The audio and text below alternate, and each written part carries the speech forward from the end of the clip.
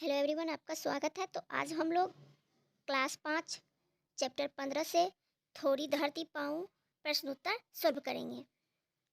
तो पहला प्रश्न है, कवि बहुत दिनों से क्या सोच रहा था।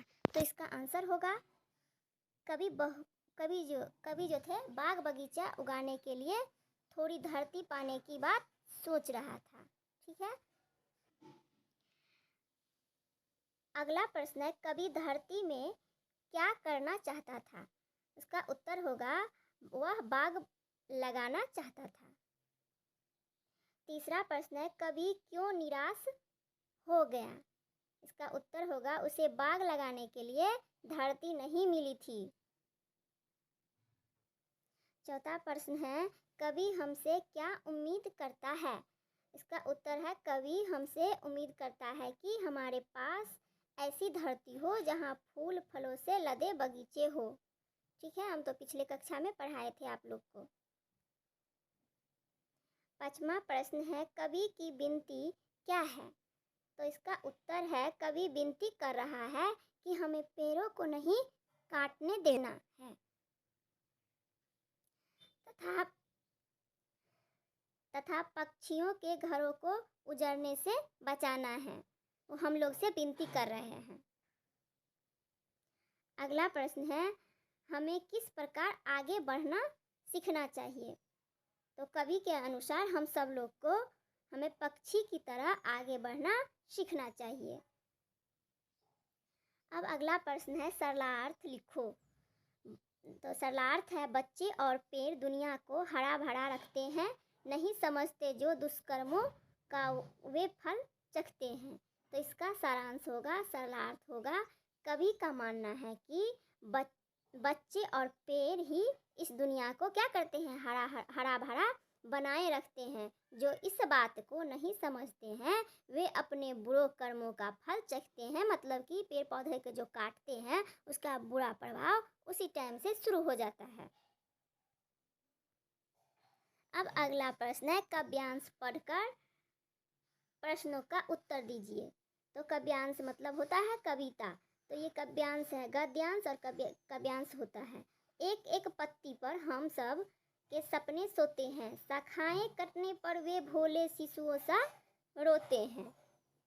ये काव्यांश है और इससे ये प्रश्न है, हम एक एक प्रश्न सोल्व करेंगे। काव्यांश से प्रश्न है, हमारे सपने कहाँ सोते हैं। तो इसका उत्तर होगा पेड़ों की एक एक पत्ती पर। दूसरा प्रश्न है, जब पेड़ों की शाखाएं काटी जाती है तब वे कैसा अनुभव करते हैं। तो इसका उत्तर होगा तब वे भोले बच्चों के समान रोते हैं।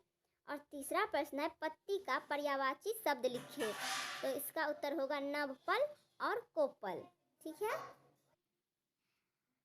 अब अगला प्रश्न है, सही उत्तर पर टिक का चिन्ह लगाओ। तो कवि पहला है, कवि के लगाए बगीचे में क्या होगा। तो इसका ऑप्शन क है, फूलों खिलेंगे, बगीचे पक्षी बोलेंगे, और ग है, दोनों काम होंगे। तो इसका उत्तर होगा ग, दोनों काम होंगे बगीचा में, फूल भी खिलेंगे और पक्षी भी बोलेंगे। और दूसरा प्रश्न है, दुनिया को हरा भरा कौन रखते हैं। इसका उत्तर होगा बच्चों और पेड़।